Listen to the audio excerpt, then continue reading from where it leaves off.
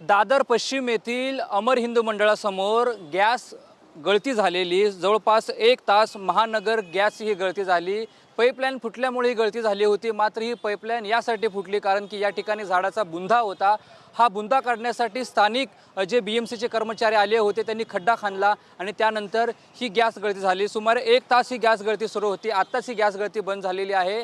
स्थानिक पोलीस असेल, मुंबई महानगरपालिकेचे अधिकारी असतील, फायर ब्रिगेड असतील, महानगर गॅसचे कर्मचारी असतील, हे देखील या ठिकाणी आले होते।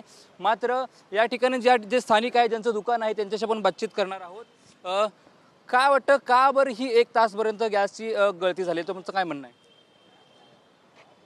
त्या झाडाचा बुंदा काढून टाकत होते, तर आम्ही त्यांना म्हटलं की तो आपोआप मरेल, कशाला काढताय? मुळं 5-6 फूट खोल गेलेत, काढू नका। नाही हमको बोला है। मग त्यांचा जो प्रमुख आहे त्याला मी फोन केला, तर तो म्हणाला की आम्ही लवकर निघतो आणि इथे म्हटलं जबाबदार कोणतरी ऑफिसर असायला पाहिजे, तर तो तसा कोणी नव्हता आणि गॅस लाईन फुटल्यावर तो पळून गेला। याबद्दल तुम्ही काय पत्रव्यवहार केला होता का? दुसरी कुठली मागणी केली होती का? नाही आम्ही म्हणजे काय, त्या फायर ब्रिगेडला बोलावला, फायर ब्रिगेड आली, त्यांनी गॅसवाल्यांना संपर्क केला, पण ती लोक अतिशय उशिरा आली।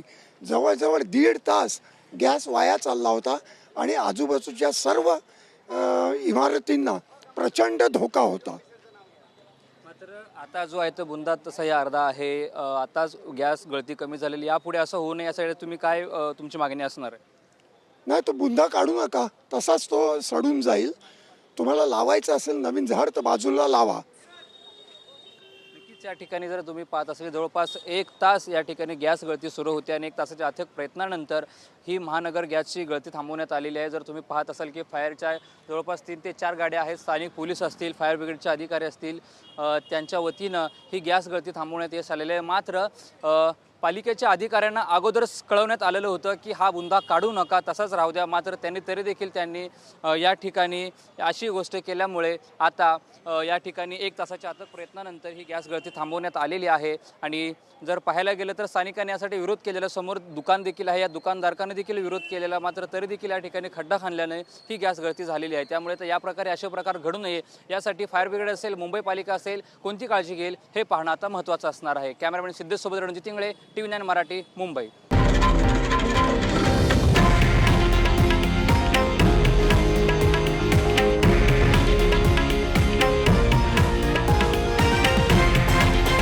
हे आहे देशातील नंबर 1 न्यूज नेटवर्क आणि आपण पाहत आहात TV9 मराठी, एकमेव।